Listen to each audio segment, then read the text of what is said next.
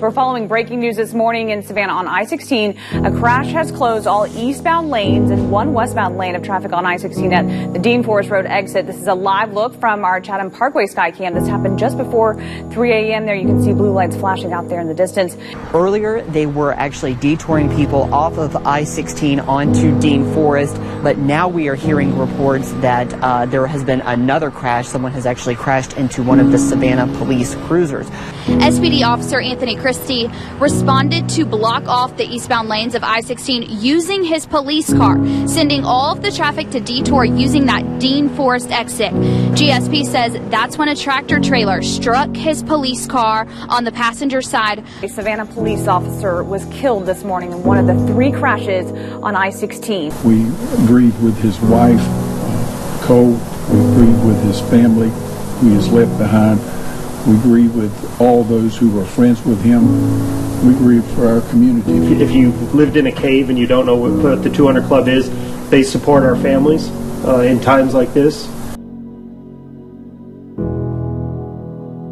We're here for 2 reasons. To and immediately respond in sorrow, but also in admiration for your brother, Anthony Christie. We're going to be with Nicole. We're never going to leave Nicole. We'll never leave any of the families that we support. And when it happened, we met with Officer Christie's wife, and the first call I made was to the 200 Club. And they said, we're there, we're going to be here, and we're going to be here forever. And I remember when I started my career and I saw first responders passing the line of duty, and I saw their families hang in the wind with mortgages, car payments, and other things, and they were not only suffering the loss of their loved one, but suffering financial losses. And knowing that our family's taken care of is everything to us. We made these shirts in memory of Captain Mo McDuffie. He was a fire marshal for Hinesville Fire Department. On the day of the service, they were there with me, and immediately after, like a week after, they came and they shored up my husband's bank account so that our mortgage would be paid. Sunday mornings, I think, is the day when Mark reaches out to me, so I'll see good Sunday morning before I go to church. I'll check my email and he said, good Sunday morning, we're praying for you, we're here to support you, we're still praying for you. He said, we'll never leave your side.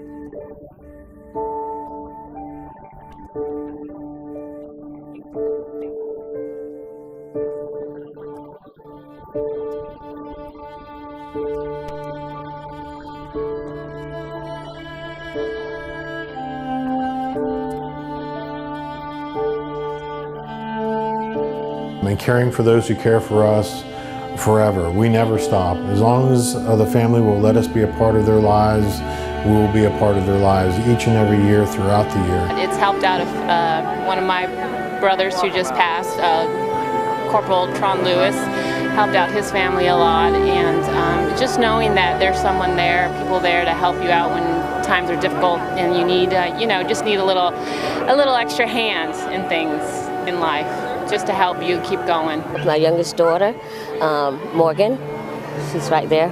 She went to college with the 200 Club.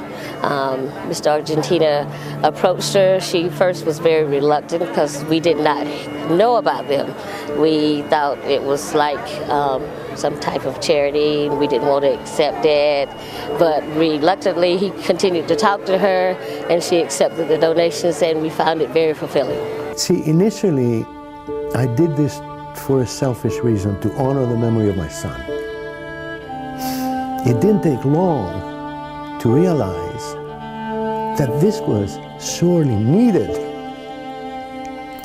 And this was the most powerful vehicle to express the gratitude of an entire community. June 15th, 2012 was the worst day of our life.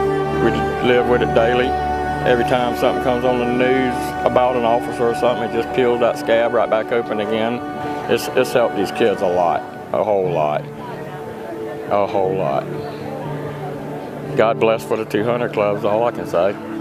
It's a tragedy to have to be there, but it's a blessing to be able to be there. Just knowing our profession, knowing we don't know what's going to happen at any given time, knowing that there's an organization that's going to take care of our families, that's going to make sure that their needs are taken care of means a whole lot. Unfortunately, things happen in our line of work, and oftentimes the families are forgotten. The 200 Club, the purpose of the 200 Club is really to be like a silent service that comes in time of need when people are, everyone's grieving over a loss. And you know, we do what we do in terms of honoring our fallen member, but the families are often forgotten. And the 200 Club is the service that actually picks that up. Because if there was not a team in place to help motivate and keep people going, they would not be able to come out here and do the job. And I think overall public safety would suffer. Knowing that that your family will be taken care of takes a lot off of the responders. It makes us know that there are people such as the 200 Club, an organization that actually understands and they know what's important, and what they do is they go about and make sure that the families of the fallen are taken care of. That's invaluable. Without that, I don't think anyone can do their job.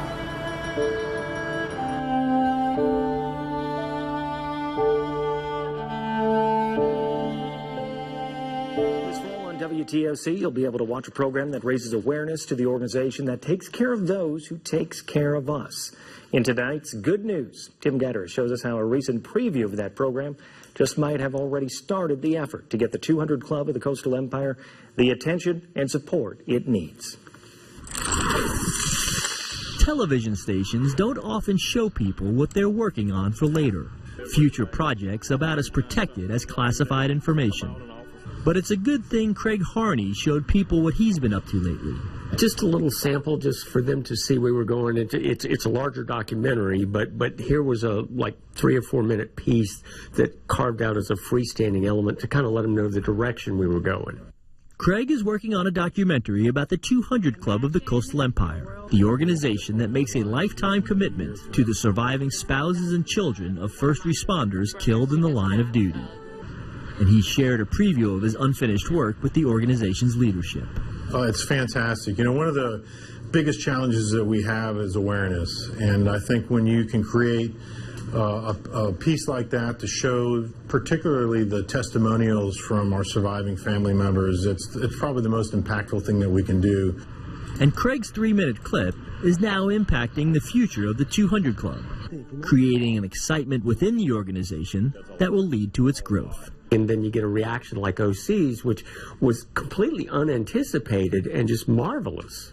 O.C. Welch is a founding member of the 200 Club, and when he saw the preview, he offered to pay $100 of any new member's $250 membership fee. Yeah, and I'll do as many as 100 members. I'll just increase awareness and membership. I'm hoping this year to really make a difference with membership. His offer could do just that. And it's that type of passion to the organization and hopes that others will follow that. A passion stoked by a short clip that could go a long way to enhancing the 200 Club's service to the 20 counties it reaches. We need to be prepared at any moment's notice. It's a $250,000 commitment on average responding to a family. So that membership is extremely important to ensure that we have the funds necessary to be those for the families that would lose their loved one. With today's Good News, Tim Guidera, WTOC News.